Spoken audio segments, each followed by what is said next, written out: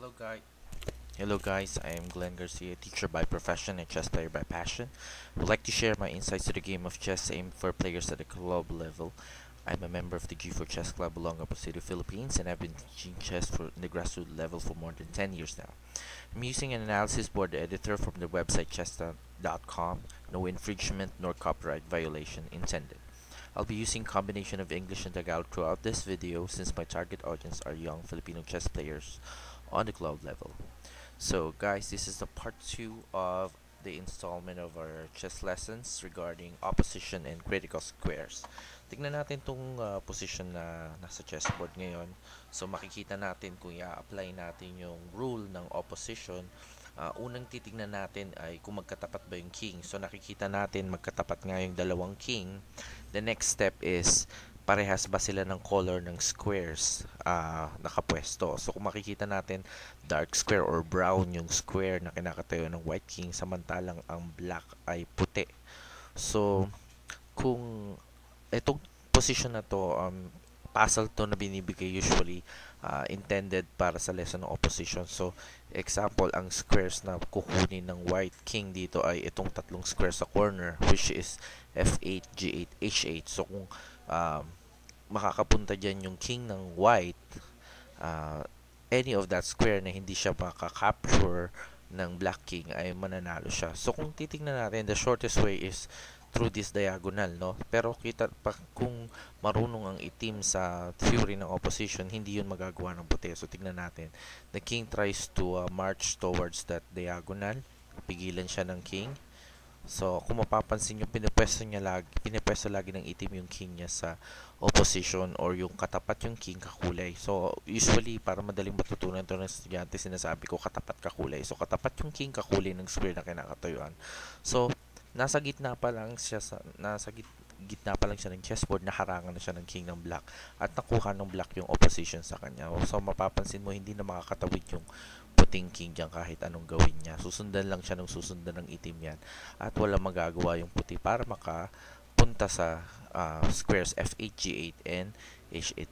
Let's try to go back to the original position, no? So kung gagawin naman ng puti ay roundabout method, kumbaga hindi niya didiretso itong diagonal na to pero pupunta siya rito sa ibang squares. Let's for example, dito sa light square na to, iikot siya.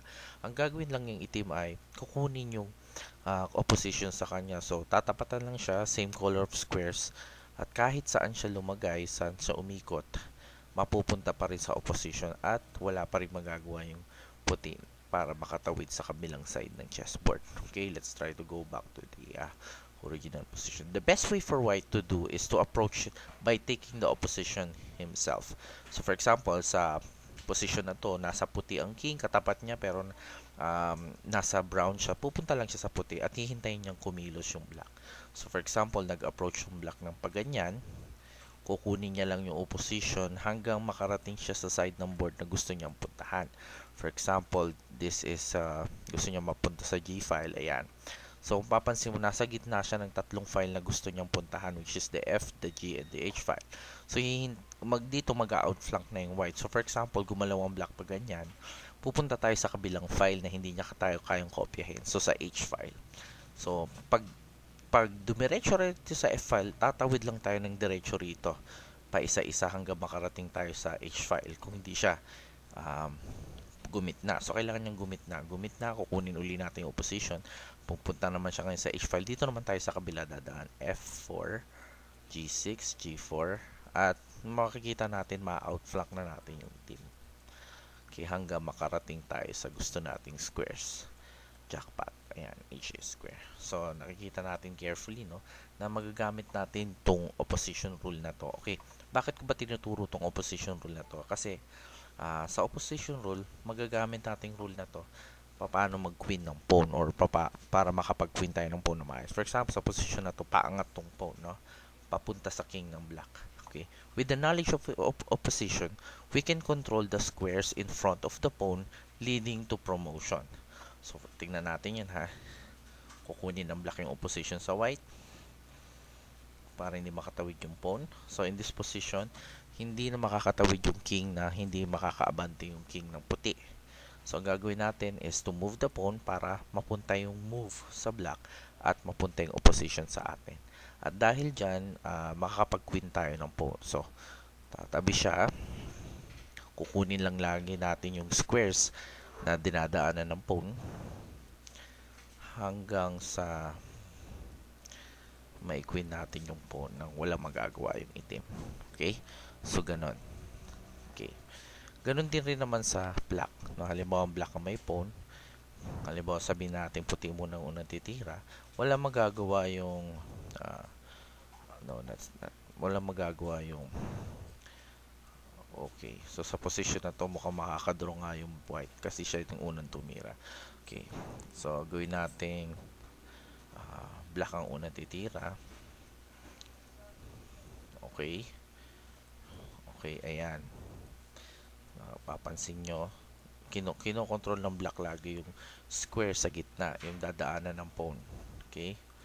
Pawn march. And finally, ayan na. The white king has to give way. Pag pupunta yung king, tapos push pawn wins. Pag dito naman, king e2 and then push pawn wins. So I hope you learn a lot from this lesson. Pero let me just mention, this technique works only with the pawn on the center pawn is either pawn ng king o queen at saka g pawn o knight pawn, yung pawn sa harap ng knight. Diba usually sa umpisa may knight dyan. Okay. Pero hindi siya gagana pag usually pag bishop pawn and rook pawn. Hindi, gagana siya pala sa bishop pawn. I'm sorry. Sa rook pawn lang hindi. Bakit? Kasi pag rook pawn, kahit makuha natin yung opposition sa kalaban, there is no way na ma-equip natin yung pawn once the opponent's king has the control of the promotion square. And in this position, that's the a1 square. Check. Okay. So, wala tayong paraan para alisin yung king ng white dyan para makapag-win tayo. Push. And finally, stalemate. Okay. Kung hindi naman, binagyan naman natin siya ng chance na makaangat, kakainin niya yung pawn. Ganun din sa bishop pawn. Kapag bishop pawn tayo, pwede pa rin tayo makapag-queen. So, hindi lang siya gagana sa rook pawn. Okay. Pansin natin. Move. Check. Iwas. Kukontrolin lang natin yung squares. So, nagkamali tayo. Push pawn. And then, finally, outflank and win the game. Okay. And then, queen. So, yan. Nakita natin kung paano manalo yung king gamit ang opposition sa pawn endgame theory. I hope you learned a lot from this lesson and please tune in for the part 3 of this lesson. See you next time.